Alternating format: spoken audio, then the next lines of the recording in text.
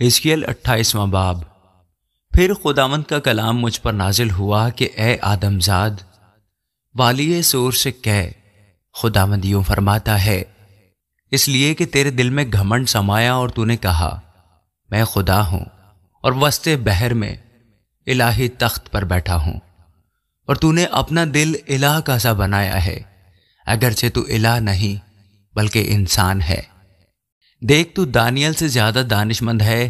ایسا کوئی بھید نہیں جو تجھ سے چھپا ہو۔ تو نے اپنی حکمت اور خرد سے مال حاصل کیا اور سونے چاندی سے اپنے خزانے بھر لیے۔ تو نے اپنی بڑی حکمت سے اپنی سوداگری سے اپنی دولت بہت بڑھائی، اور تیرا دل تیری دولت کے باعث پھول گیا ہے۔ اس لیے خداوند خدا یوں فرماتا ہے، چونکہ تو نے اپنا دل الہ کا سا بنایا، اس لیے دیکھ، میں تجھ پر پردیسیوں کو جو قوموں میں ہیبت ناک ہیں چڑھا لاؤں گا۔ وہ تیری دانش کی خوبی کے خلاف تلوار کھینچیں گے اور تیرے جمال کو خراب کریں گے۔ وہ تجھے پاتال میں اتاریں گے اور تو ان کی موت مرے گا جو سمندر کے وسط میں قتل ہوتے ہیں۔ کیا تو اپنے قاتل کے سامنے یوں کہے گا کہ میں الہ ہوں، حالانکہ تو اپنے قاتل کے ہاتھ میں الہ نہیں بلکہ انسان ہے؟ تو اجنبی کے ہاتھ سے نامختون کی موت مرے گا، کیونکہ میں نے فرمایا ہے، خداوند خدا فرماتا ہے۔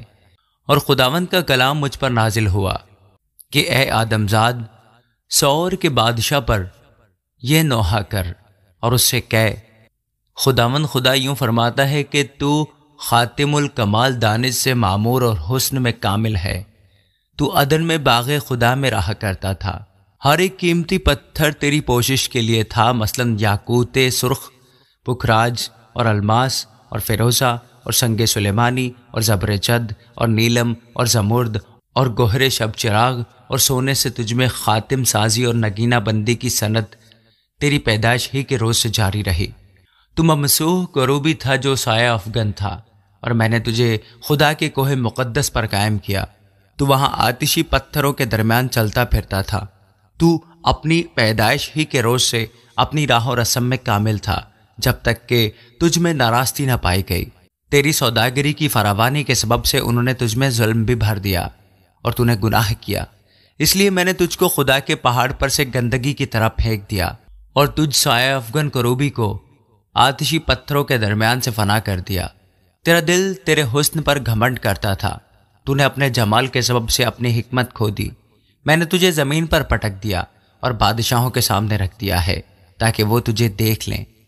تو نے اپنی بد کرداری کی کثرت اور اپنی سوداگری کی ناراستی سے اپنے مقدسوں کو ناپاک کیا ہے، اس لیے میں تیرے اندر سے آگ نکالوں گا جو تجھے بھسم کرے گی، اور میں تیرے سب دیکھنے والوں کی آنکھوں کے سامنے تجھے زمین پر راکھ کر دوں گا۔ قوموں کے درمیان وہ سب جو تجھ کو جانتے ہیں تجھے دیکھ کر حیران ہوں گے، تو جائے عبرت ہوگا اور باقی نہ رہے گا۔ پھر خداوند کا کلام مجھ پر نازل ہوا کہ اے آدم زاد، سیدہ کا رخ کر کے اس کے خلاف نبوت کر اور کہہ، خداوند خدا یوں فرماتا ہے کہ دیکھ، میں تیرا مخالف ہوں اے سیدہ، اور تیرے اندر میری تمجید ہوگی، اور جب میں اس کو سزا دوں گا تو لوگ معلوم کر لیں گے کہ میں خداوند ہوں، اور اس میں میری تقدیس ہوگی۔ میں اس میں وبا بھیجوں گا اور اس کی گلیوں میں خون ریزی کروں گا، اور مقتول اس کے درمیان اس تلوار سے جو چاروں طرف سے اس پر چلے گی گریں گے، اور وہ معلوم کریں گے کہ میں خداوند ہوں۔ تب بنی اسرائیل کے لیے ان کی چاروں طرف کے سب لوگوں میں سے جو ان کو حقیر جانتے تھے کوئی چبھنے والا کانٹا یا دکھانے والا خار نہ رہے گا، اور وہ جانیں گے کہ خداوند خدا میں ہوں۔ خداوند خدا یوں فرماتا ہے کہ جب میں بنی اسرائیل کو قوموں میں سے جن میں وہ پراگندہ ہو گئے جمع کروں گا، تب میں قوموں کی آنکھوں کے سامنے ان سے اپنی تقدیس کراؤں گا، اور وہ اپنی سرزمین میں جو میں نے اپنے بندہ یعقوب کو دی تھی بسیں گے، اور وہ اس میں امن سے سکونت کریں گے، بلکہ مکان بنائیں گے اور انگورستان لگائیں گے اور امن سے سکونت کریں گے، جب میں ان سب کو جو چاروں طرف سے ان کی حقارت کرتے تھے سزا دوں گا، تو وہ جانیں گے کہ میں خداوند ان کا خدا ہوں۔ آمین۔ حزقیل 29واں باب۔ 10ویں برس کے 10ویں مہینے کی 12ویں تاریخ کو خداوند کا کلام مجھ پر نازل ہوا کہ اے آدم زاد، تو شاہ مصر فرعون کے خلاف ہو اور اس کے اور تمام ملک مصر کے خلاف نبوت کر۔ کلام کر اور کہہ، خداوند خدا یوں فرماتا ہے کہ دیکھ اے شاہ مصر فرعون، میں تیرا مخالف ہوں، اس بڑے گھڑیال کا جو اپنے دریاؤں میں لیٹ رہتا ہے اور کہتا ہے کہ میرا دریا میرا ہی ہے اور میں نے اسے اپنے لیے بنایا ہے،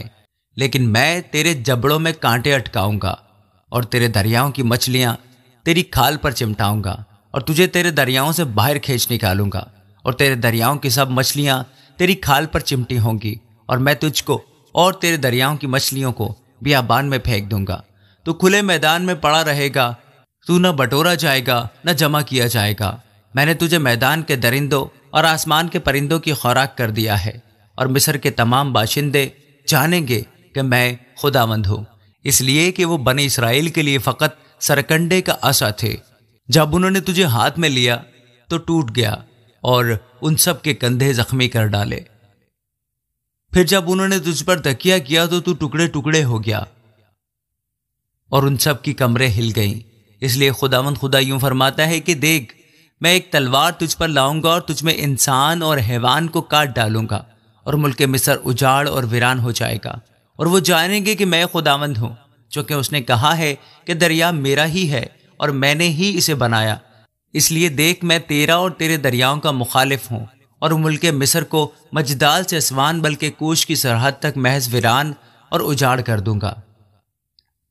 کسی انسان کا پاؤں ادھر نہ پڑے گا اور نہ اس میں کسی حیوان کے پاؤں کا گزر ہوگا، کیونکہ وہ 40 برس تک آباد نہ ہوگا، اور میں ویران ملکوں کے ساتھ ملک مصر کو ویران کروں گا، اور اجڑے شہروں کے ساتھ اس کے شہر 40 برس تک اجاڑ رہیں گے، اور میں مصریوں کو قوموں میں پراگندہ اور مختلف ممالک میں تتر بتر کروں گا، کیونکہ خداوند خدا یوں فرماتا ہے کہ 40 برس کے آخر میں مصریوں کو ان قوموں کے درمیان سے جہاں وہ پراگندہ ہوئے جمع کروں گا، اور میں مصر کے اسیروں کو واپس لاؤں گا اور ان کو فتروس کی زمین ان کے وطن میں واپس پہنچاؤں گا، اور وہ وہاں حقیر مملکت ہوں گے۔ یہ مملکت تمام مملکتوں سے زیادہ حقیر ہوگی، اور پھر قوموں پر اپنے تئیں بلند نہ کرے گی، کیونکہ میں ان کو پست کروں گا تاکہ پھر قوموں پر حکمرانی نہ کریں۔ اور وہ آئندہ کو بنی اسرائیل کی تکیہ گاہ نہ ہوگی، جب وہ ان کی طرف دیکھنے لگیں تو ان کی بدکرداری یاد دلائیں گے اور جانیں گے کہ میں خداوند ہوں۔ 27ویں برس کے پہلے مہینے کی پہلی تاریخ کو خداوند کا کلام مجھ پر نازل ہوا کہ اے آدم زاد، شاہ بابل نبوکدنضر نے اپنی فوج سے سور کی مخالفت میں بڑی خدمت کروائی ہے۔ ہر ایک سر بے بال ہو گیا اور ہر ایک کا کندھا چھل گیا، پر نہ اس نے اور نہ اس کے لشکر نے سور سے اس خدمت کے واسطے جو اس نے اس کی مخالفت میں کی تھی کچھ اجرت پائی۔ اس لیے خداوند خدا یوں فرماتا ہے کہ دیکھ، میں ملک مصر شاہ بابل نبوکدنضر کے ہاتھ میں کر دوں گا، وہ اس کے لوگوں کو پکڑ لے جائے گا اور اس کو لوٹ لے گا اور اس کی غنیمت کو لے لے گا، اور یہ اس کے لشکر کی اجرت ہوگی۔ میں نے ملک مصر اس محنت کے صلے میں جو اس نے کی اسے دیا، کیونکہ انہوں نے میرے لیے مشقت کھینچی تھی۔ خداوند خدا فرماتا ہے، میں اس وقت اسرائیل کے خاندان کا سینگ اگاؤں گا اور ان کے درمیان تیرا منہ کھولوں گا، اور وہ جانیں گے کہ میں خداوند ہوں۔ آمین۔